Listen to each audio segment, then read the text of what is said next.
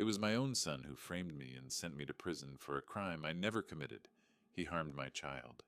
They thought this old man was broken, powerless, and forgotten, but they never imagined what was about to happen. With just one phone call, everything would change.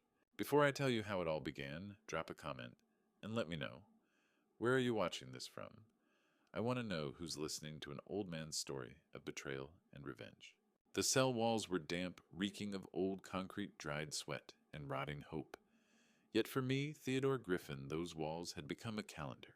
With the tip of my thumbnail rough and chipped, I traced another small vertical line near the leg of my iron cot. 729. Tomorrow would be day 730. Tomorrow I would walk out of Dallas County Jail. I took a deep breath, filling my lungs with the stale Texas air that tasted like rust and regret. The heat made the cell feel like an oven even at night. I sat cross-legged on the thin mattress that had been my bed for 2 years. Before this, I slept in a king-size bed in my Highland Park mansion. Before this, I was Theodore Griffin, founder of Sterling Industries worth $70 million. Now I was just inmate A47239. The memories came like a flood. The courthouse, Judge Morrison's cold gaze. And there on the witness stand, my own son Logan Griffin, in a perfectly pressed suit, manufactured sorrow on his face. I loved my father, Your Honor. Logan's voice had trembled. But I cannot justify his actions. He pushed Delilah down the stairs. She was pregnant. He killed my unborn child. Then came Delilah, Logan's wife, sitting in a wheelchair, clutching her flat stomach. Crocodile tears rolled down her cheeks. Father Griffin screamed at me, she sobbed. Then he pushed me. I felt my baby dying. Lies. Every word was a lie. I had gone to Logan's office that day to confront him about embezzlement. 1.5 million missing from company accounts. But I never touched Delilah. She'd thrown herself down the stairs. The security camera had mysteriously malfunctioned during those crucial minutes, leaving only footage of me at the top with fury on my face. 2 years. When the gavel struck, my world collapsed. I watched Logan embrace Delilah, and in that moment I caught a look, not guilt, but cold calculation. The look of someone who just eliminated the only obstacle to an inheritance. I had tried to fight. But Logan moved fast, filing an emergency petition to freeze my accounts, claiming I was mentally unstable. Without access to my money, I couldn't hire the attorneys who might have saved me. I was stuck with an overworked public defender who barely looked at my case before advising a guilty plea. I refused. I went to trial, and I lost. Theodore, you daydreaming again, a raspy voice interrupted. Carl Bennett, my cellmate, a man in his 60s, serving time for fraud, my only companion in this hellhole. Just counting Carl, I replied quietly. Tomorrow you walk free, Carl said, folding his uniform. If I were you, I'd be praising the Lord. But you're too calm, Theo, like someone going to the grocery store and not walking out of hell. I allowed a faint smile that didn't reach my eyes.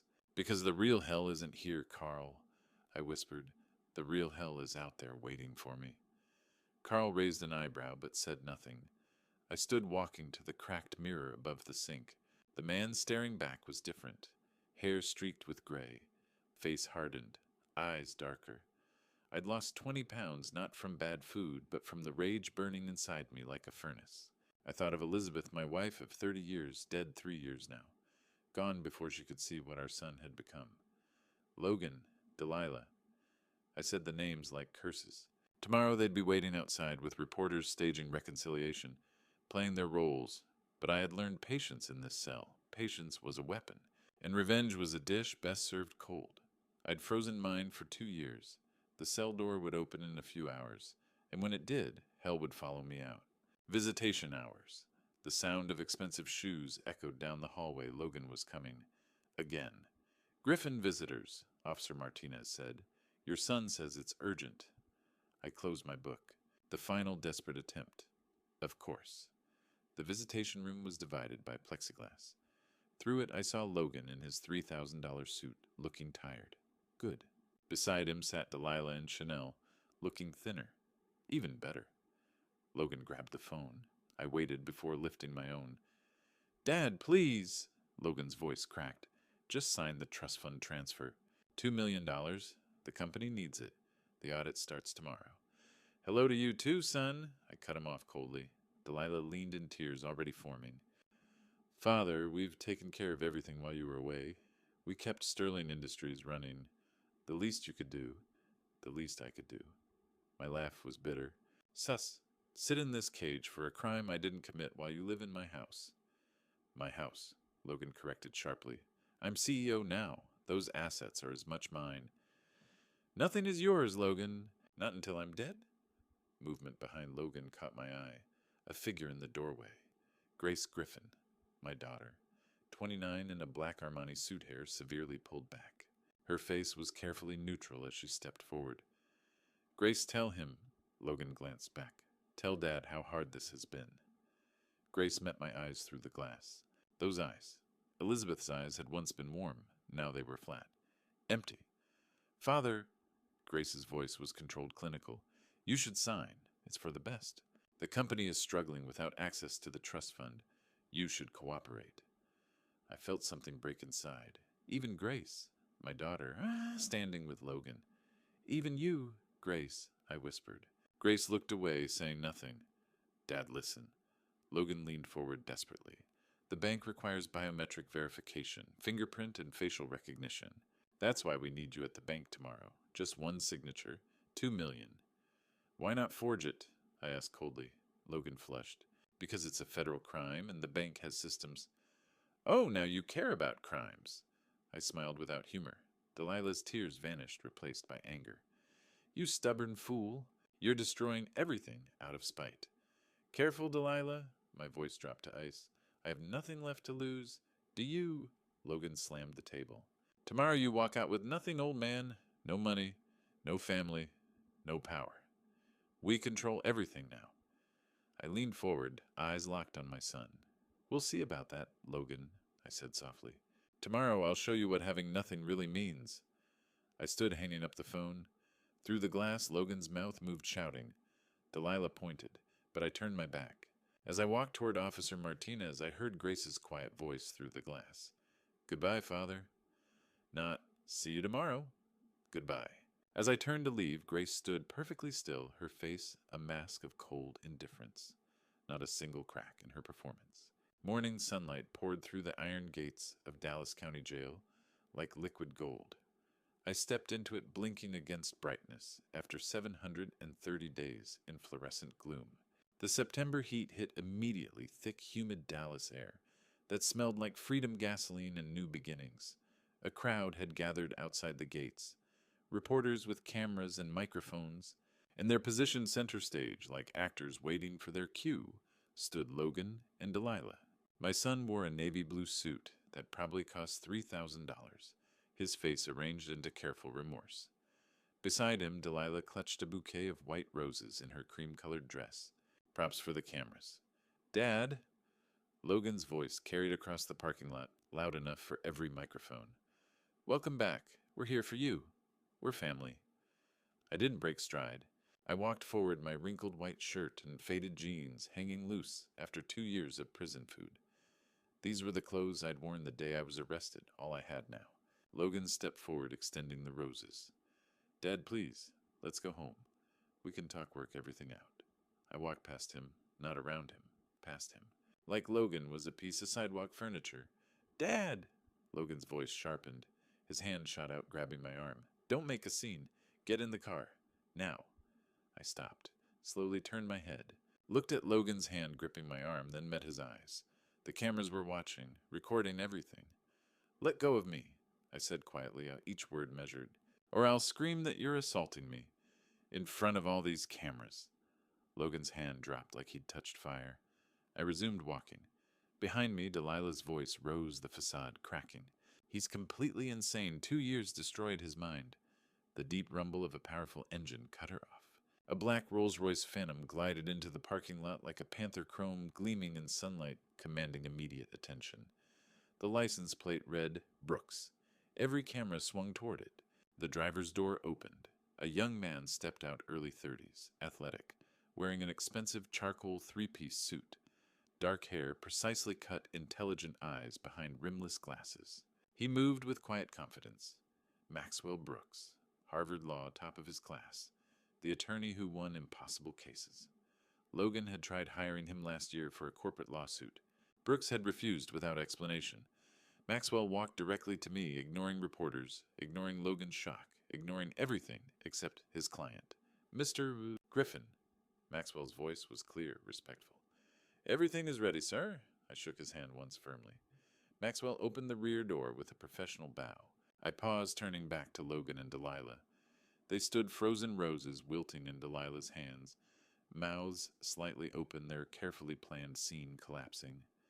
I didn't smile, didn't gloat, just looked at them. Let them see that something fundamental had changed, that the man who entered prison wasn't the man leaving it. Then I slid into the Rolls-Royce. Leather embraced me. The interior smelled of luxury new leather-polished wood power. The door closed with a solid thunk like a vault locking. Outside, chaos erupted. Mr. Griffin, reporters swarmed Logan. Who picked up your father? Is reconciliation canceled? Where did he get the money? Logan's face cycled through emotions, confusion, pale shock, burning red. How did he... Where... That's Maxwell Brooks. Delilah grabbed Logan's arm, composure shattering. You said he refused us. You said your father had nothing left. Through tinted windows, I watched realization dawn on Logan's face. He'd miscalculated, underestimated. The game wasn't over, it was beginning. Maxwell slid into the driver's seat, pressed the start button. The engine purred. Where to, sir?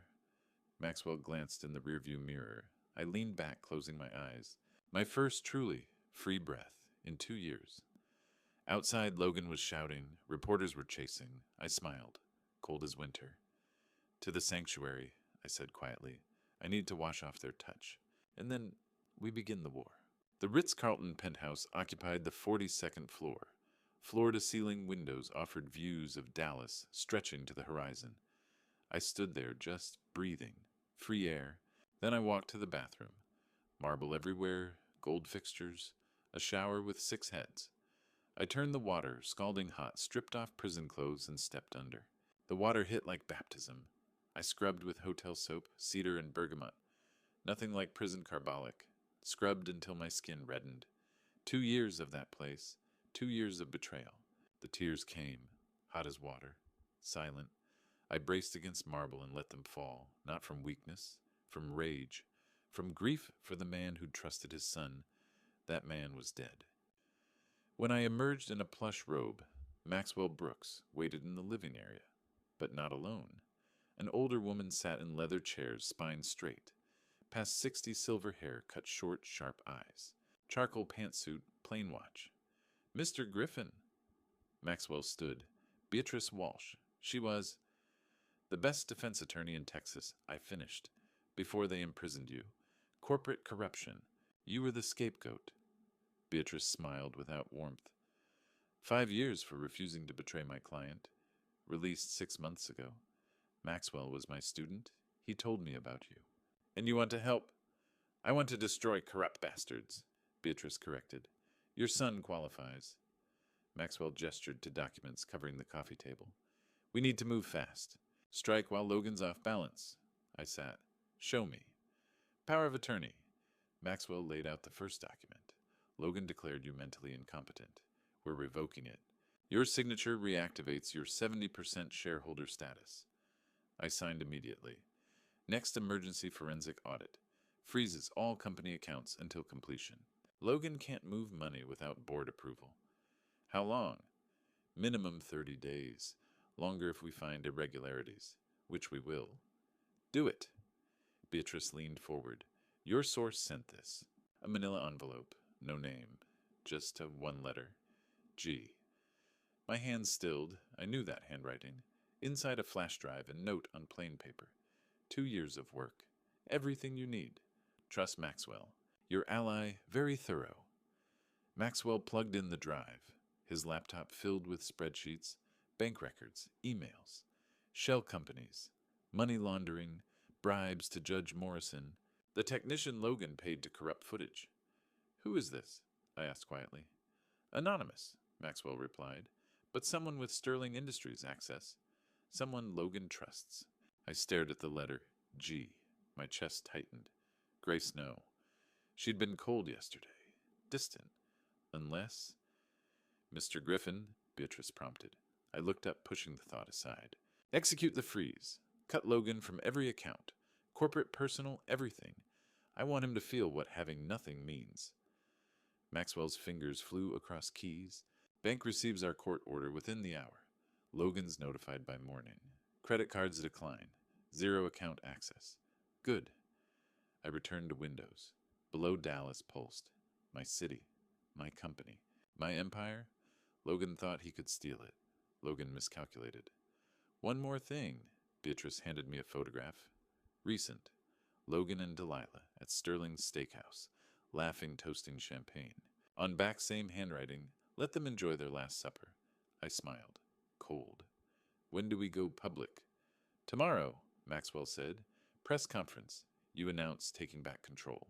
Media will love it, wrongfully convicted man reclaiming his empire. I nodded. Let's give them a show.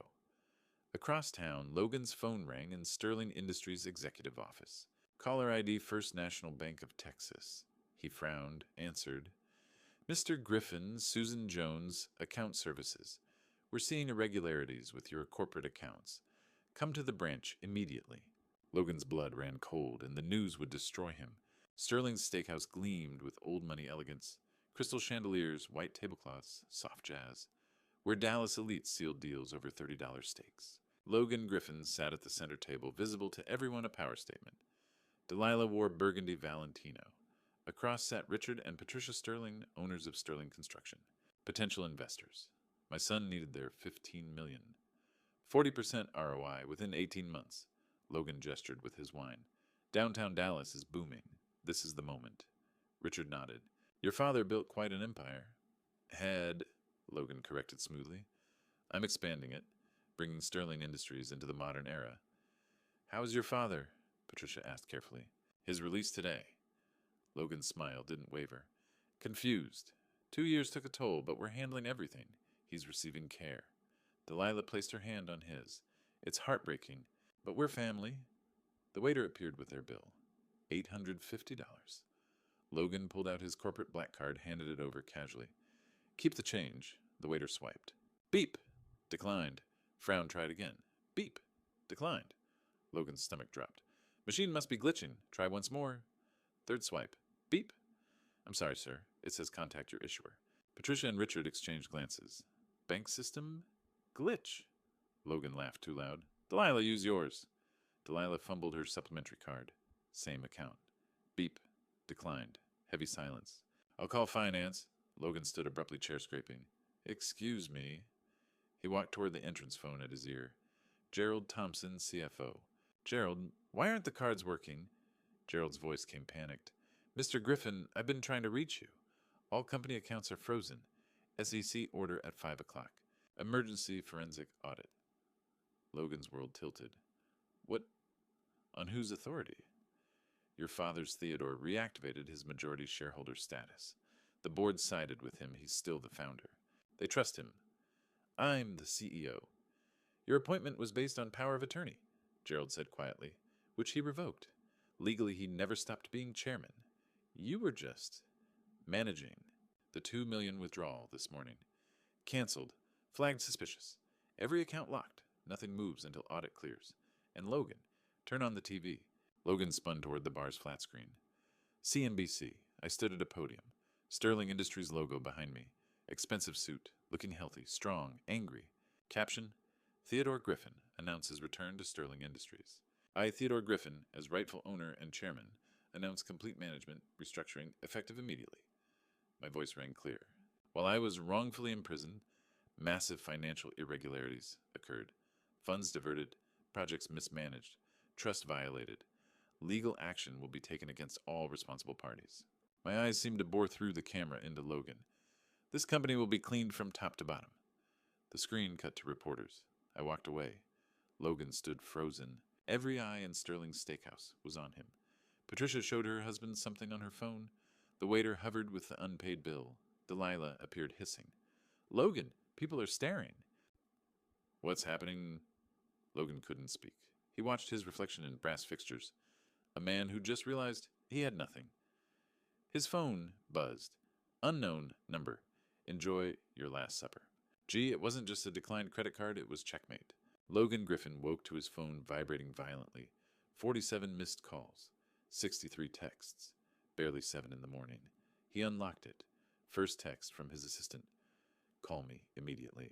Emergency. Second from a board member. What the hell is this third? Included a link. Logan clicked. Twitter loaded. Your Truth for Theodore was trending. Number 1. 2 million mentions. The top tweet was from an anonymous account, Ass Justice Revealed. 40,000 retweets. One image of medical record. Mercy General Hospital, Dallas. Patient Delilah Pierce Griffin. Logan's hands shook, reading it. Date, September the 23rd, 11:45 p.m. Diagnosis. Spontaneous incomplete abortion due to illegal diet pills. DNP procedure. Emergency DNC performed September 23rd. Delilah's fall at my office happened September 25th. 2 days later, comments filled the screen. She lied. Baby was already dead. Theodore Griffin is innocent.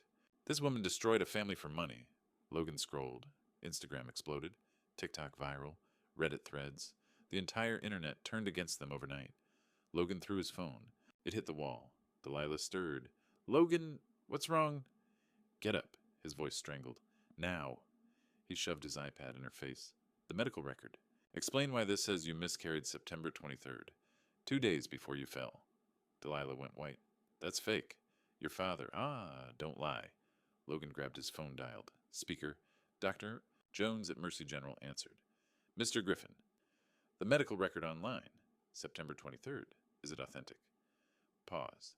Mr. Griffin, I can't discuss. Is it authentic? Quietly. Yes. Stolen by a terminated nurse, but genuine. I'm sorry for the breach. Logan hung up, stared at Delilah. She was crying. Real tears this time. Logan, I can explain. You lost the baby 2 days before? Logan said slowly. Because of illegal diet pills. Then you faked the fall.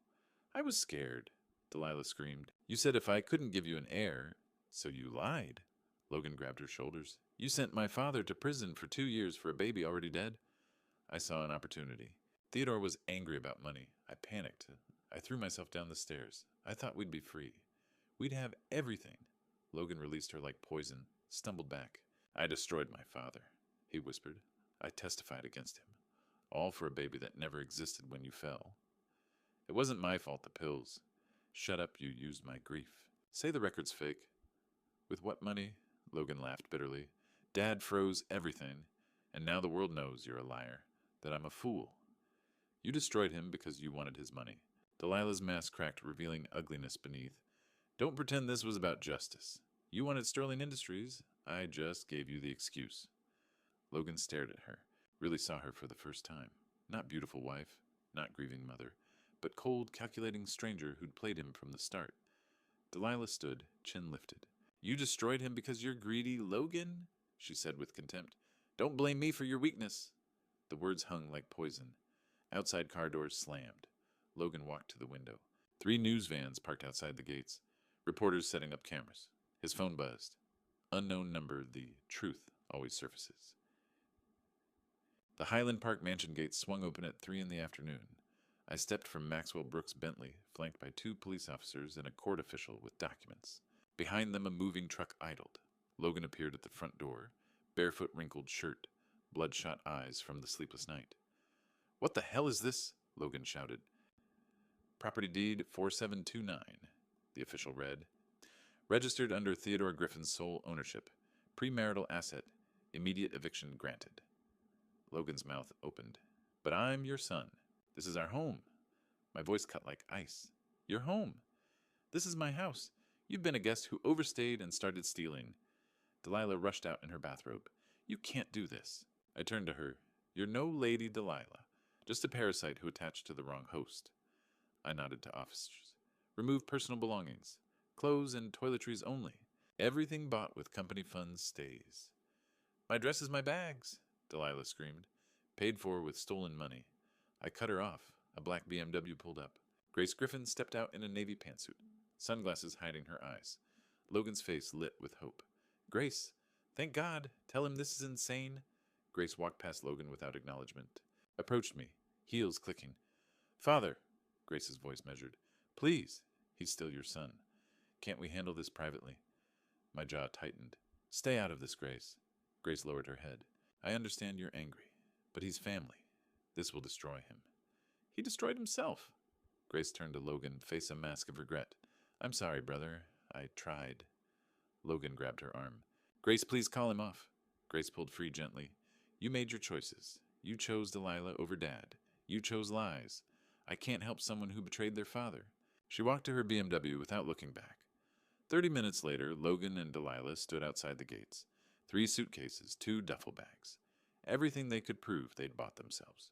The gates closed with electronic finality. Neighbors filmed on phones. By nightfall, every Dallas news station would show it. 3 days later, Sunset Motel Room 204. Mildew and defeat. The air conditioner rattled, spitting lukewarm air. Stein bedspread, threadbare carpet, dripping faucet. Logan sat on the sagging mattress, counting cash for the 3rd time. $180. That was it. Delilah emerged from the bathroom, expensive hair now limp. I can't live like this. 90 degrees. No shower pressure. Roach's Logan. Then leave, Logan said flatly. With what money, my accounts are frozen too. You were stupid about a lot of things. Delilah's face flushed. Don't blame me. You wanted your father's company. I just helped. Logan grabbed her arm. Helped you lie about our baby. You were too weak to take what you wanted. Delilah yanked free. So I took it for you. Silence except for the dripping faucet. Logan sank onto the bed, face and hands. Lost everything. Company, mansion, father, sister, dignity. He reached for his phone. Called Grace. 4 rings. She answered. What do you want, Logan? Gracie, please. His voice broke. I'm your brother. Just talk to Dad. Tell him I'm sorry. I'll do anything. Work minimum wage. Live in a studio. Please.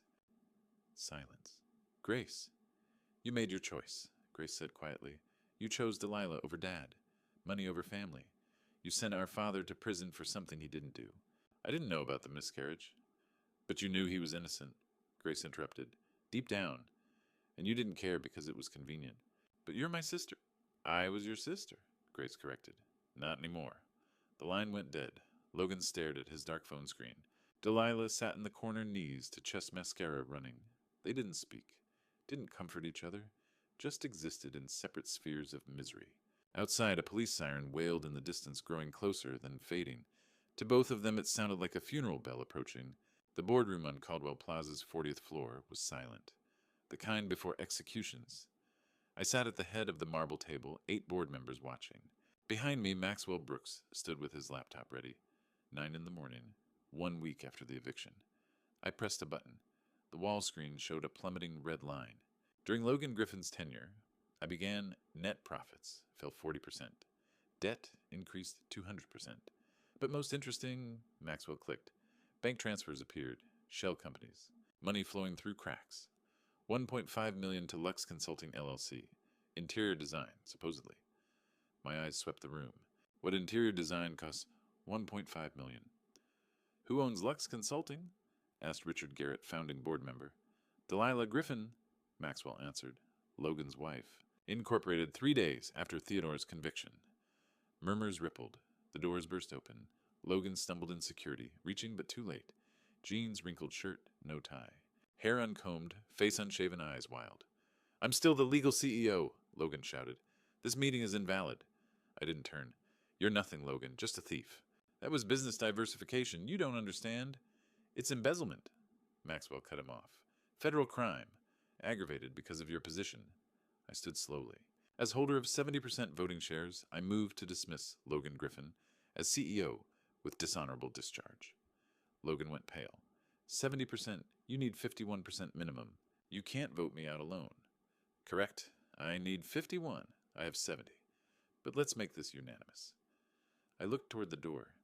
Maxwell, invite our final board member. The doors opened. Grace Griffin walked in. White suit, hair in tight bun, leather portfolio, heels clicking with measured precision. Logan's face shifted anger to confusion to relief. Grace, thank God. Tell them this is insane. Grace walked past him like furniture, took her seat at the table. Logan's smile died. Grace? Ladies and gentlemen, I announced. Grace Griffin, holder of 30% of Sterling Industries shares inherited from Elizabeth Griffin's private trust. Logan staggered. What Mom's shares? I thought they were dissolved. You thought wrong, Grace spoke coldly. Mom left everything to me and Dad. with instructions you'd inherit only after proving ethical leadership. She pulled out a thick file. For 2 years, I documented your activities. Every transaction, every fake invoice, every lie. Logan grabbed a chair for support. You were helping Dad all along. When you visited prison, when you acted like I'd turned my back on him. Grace's voice cracked. I pretended to side with you, Logan. I stood in that visitation room and called our father unstable. I attended your dinners. I listened to your plans. She hardened. And I collected evidence. Every email you sent me. Every document you asked me to file. Everything. Logan staggered back. You betrayed me. Your own brother. I saved our father. Grace stood slamming the table. You sent an innocent man to prison. You lived in his house, destroyed his reputation. For what greed? Tears welled, but her voice stayed strong. You had everything. Dad would have made you CEO eventually. But you couldn't wait. She pulled out papers. Judge Morrison bribes, payments to the security technician, shell companies, money laundering. I have everything. Logan looked around, board members discussed. Maxwell's satisfaction, my cold stare. His eyes found Grace. I'm your brother. You were my brother. Grace's voice broke. That person is gone. She sat composed herself. I vote yes to dismiss Logan Griffin and pursue criminal prosecution. I nodded. All in favor. 8 hands rose. Aye. Logan stood frozen. Unanimous. Security, I said quietly.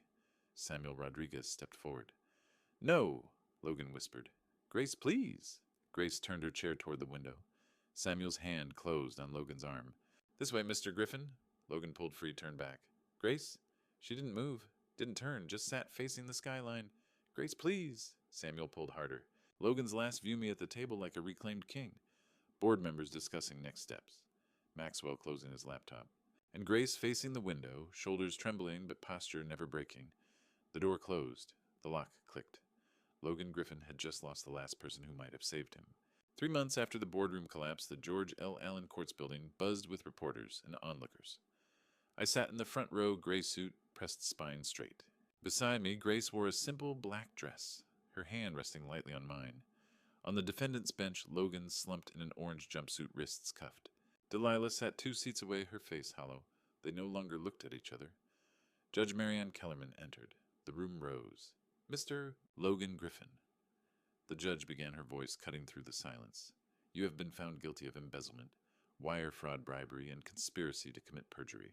The court sentences you to 15 years in a Texas state penitentiary, without eligibility for early parole. Logan's head dropped. Mrs. Delilah Griffin, the judge continued, you cooperated with the prosecution, but your role in framing an innocent man cannot be overlooked. The court sentences you to 12 years in state prison. Delilah stared at her hands. I didn't move as the bailiffs led them away. Logan turned back, once his eyes finding mine. My gaze was ice. Outside the courthouse, beneath the wide Texas sky, I stopped on the stone steps. Grace turned to me, her eyes wet. Dad, she whispered, it's over. I pulled her into my arms and wept deep, shaking sobs that came from 2 years of silence, 2 years of betrayal, 2 years of my daughter's secret sacrifice. You gave up everything, I choked out. 2 years pretending to hate me. Grace held me tighter. I couldn't let him win, Dad. You're the only family I have left, I said, voice raw. The only one who stayed. She pulled back, wiping her tears. And you're mine. That's all that matters now. Behind us, Maxwell Brooks and Beatrice Walsh stood quietly. This moment was sacred. 1 year later. I sat across from Logan in the visitation room of the Texas State Penitentiary.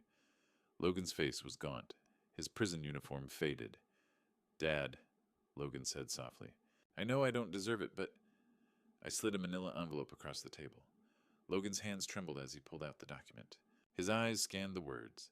Transfer of ownership. Sterling Industries.